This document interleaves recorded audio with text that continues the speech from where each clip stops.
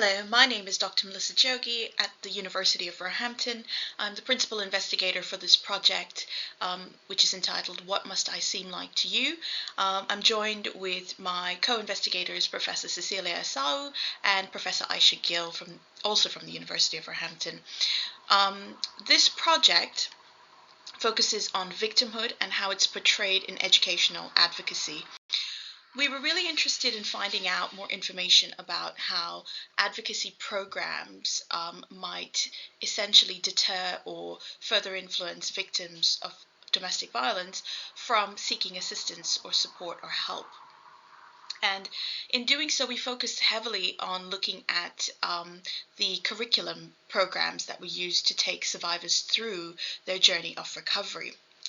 In order to do the research, we partnered with 5 different women's centers, and these centers provided their training material, their packets, access to the all of the information and content that they use, and they worked collaboratively with us. And we did a very sort of a governance structure that enabled them to have a say each step of the way as we did our data collection and provide input and feedback. They also helped us safeguard the participants who were survivors of domestic abuse and violence who participated in the research, and also share with us their years of experience in being involved in this work. So we want to say a big thank you to them. So how was our data collected? We used 4 different methods, and I believe some of this work is really challenging in order to obtain, more so because of the sensitivity of the data, but also the influence, because being a survivor of abuse and violence, you will interpret and promote and push for some content that you get in a body of work or curriculum of work more than others based on your own personal experiences. So we were challenged with thinking in our research design, how can we extrapolate the content that is continuously represented without dominating it by the views and the perceptions of the persons involved. So the 4 methods we used was, firstly, we collated all of the materials that were used by each of the women's shelter. That was inclusive of the programs of work that they would use, the literature that they relied on, infographics, the content sites for support. We asked them to share with us as much as they possibly can, and we had NDAs all set up, so there was no sort of collaborative sharing across institutions because some of this work is licensed. It was used purely for research purposes only, and we put this data into machine reading program, and we picked out what were the core words or themes, more so by words, that kept emerging. And we found that there were 24 different words that were constantly used throughout the course of all the content. Based on those 24 different words, which we will provide in our report, which can be downloaded on the project webpage in much more full detail, we used that information to shape the focus group activity that we did in stage 2, which was focusing around 7 different professional service staff members with years of experience who worked with the community groups, who worked with Black and minority ethnic groups, who were in charge of running some of these governance programs, who had been delivering on these programs, who were victims who'd been through the program and were now assisting as volunteers in the programs. So we had a range of people who've had different experiences come together in a focus group, and we asked them, of these 24 words, to pick 10 that they would think they need to use to build a curriculum, a 10-week curriculum for a survivor first encountering domestic abuse and violence, to take them through a course of or this program towards recovery. When they picked the words, we also asked them to rank the words in the order in which they would facilitate or sequence their program of work. So this was a very difficult task for them because a lot of the themes they thought were relevant, and there was a burden of having to make choices around what was necessary or not necessary, and it raised questions about, well, this obviously started to illuminate that it varies depending on what process the survivor was on their journey, or if they had been re-traumatized and were back in the program, it would obviously have an influence on how they would proceed. However, we asked them to think about it just from first point of contact. This information was then used to create a Delphi survey, which was sent to experts, and by experts we mean academics who work in doing work around violence and abuse, research in the area, and who also work on mental health and working with victims of trauma. And we asked them to rank and provide a rationale for the 7 different curricula that we'd constructed from the professional focus group. And they provided very interesting rationalization based on the literature and the work that they do on why they would select some programs over another. And one came through quite strongly as being the program or body of work that they would support given the rest. We also challenged the experts to tell us a bit more about intersectionality by using MCDAs, multiple correspondence data analysis, to share with us how they would approach doing curricula for women who were from who had intersectional issues such as being black and abused, or being young and abused, or elderly and abused, or homeless and abused. And based on the same topics that were chosen by, or the same topics that were used from the machine reading process, we were able to get the experts to select in the same way that the professionals did what the curricula would essentially focus on and the sequence it would use for those women encountering intersectional issues. And we did find questions came up about how important is it to have victims' voice and narratives. Why do we need these stories? Are they necessary for all women who encounter abuse and violence? Are they deterrents in some regard? So we had this question raised about the essential need for narrative. And the final form of data collection was speaking to survivors themselves. And the aim of this was not to hear their personal journeys, but more so to hear about how they access support and what was their emotional journey that underpinned the journey that they used to help them access different services and what they felt at different times through these areas of support. And this included which programs maybe helped them along their journey and which ones they still rely on.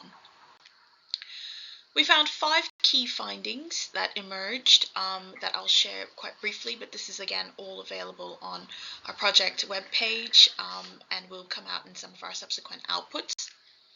Firstly, there was a call for a need for general public service sectors to have much more focused education on domestic abuse and violence, some sort of training. And we're talking about the supermarkets, the banks, the optometrists, the hairdressers, because these are the everyday places that women encounter. And it might be a place where they can disclose more easily that they need some help and be pointed in the right direction. However, many people employed here are maybe not very certain or aware of how to detect forms of violence abuse or how to redirect persons for support. So one of the outcomes was a consideration of how can we design a curriculum or a program of work much like the ones we use for survivors, but use it to train public service sectors like Tesco's supermarket and do these bespoke training packages on abuse and support. A second one was the realization of the disparity between the women's shelters and community-oriented and church-oriented or religious organizations being able to provide more empathetic support for victims or survivors. However, this was juxtaposed against those much more structural processes in our society, the police, the healthcare sector, that had much more rigid systems where victims felt like they could not actually relate to or be heard or be taken seriously.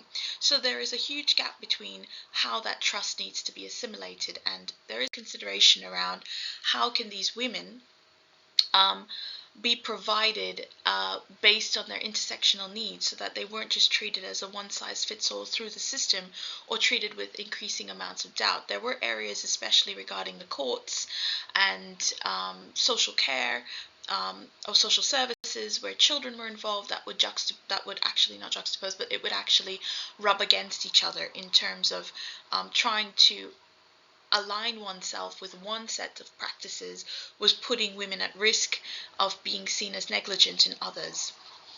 So there is a lot of work to be considered in bringing those communities together. A third finding that emerged was the copyright issues. When professional services wanted to change or add or amend something to the current programs that were purchased, they could do so. There is flexibility, but can the ownership of the originality of their voice that they are adding to this be included within programs of work? And it was very difficult to sanction this as being a legitimate need, especially as there are social shocks in the system, such as COVID-19 or changes that emerge, new apps, new forms of abuse, new forms of random acts of violence that are much more esoteric. How can they address those? Because they come into encounter those narratives on a daily basis, but aren't able to get those recognized in the programs or the curriculum of work that's done and shared more broadly. So there was a discussion about more integration with academic research skills and those of the work that's done with the women's centres. How can we make more co-design and collaboration going forward to account for more authenticity, originality, and ownership of that content? And the final one of the findings was really on intersectionality and thinking of how we might need to be challenged a little bit more in terms of how we address curriculum and support and advocacy work for women who encounter intersectional issues, so being Black and minority ethnic and abused, homeless and abused. And we found that homeless women facing random acts of violence were absolutely the group that were in the most desperate forms of facing abuse, because they were abused by men on the streets, members of public, and they were certainly one of the groups that is very difficult to access and collect data on.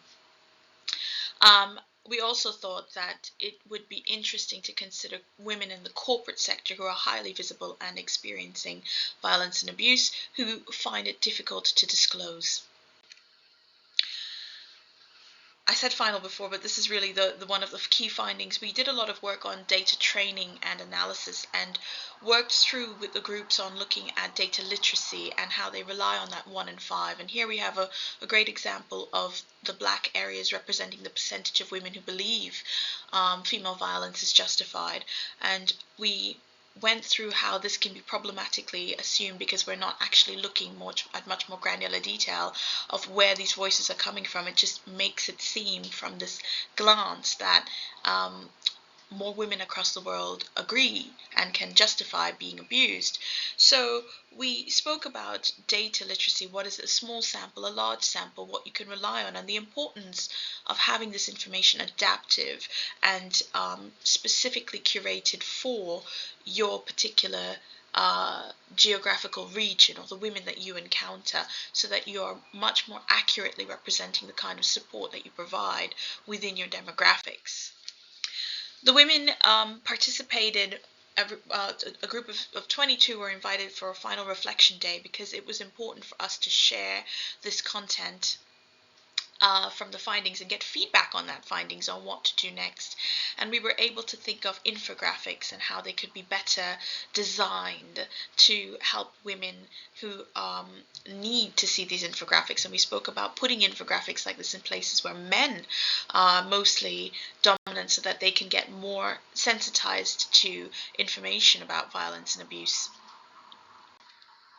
And on a final note, we did have a reflection day at the University of VAMHN, and here are some screenshots from that, where we did a series of activities in a full-day workshop about what our next steps are, how we can build, strengthen our voice together. And this was attended by British Transport Police, by Sutton Night Watch Homeless Charity, and by the Women's Centres, survivors of abuse, researchers, and we just had a bit of a think day on what those next steps might be and how we want to proceed going forward on maybe articulating some of the work based on the findings that we've provided, but also working collaboratively on funding grants to further pursue the work.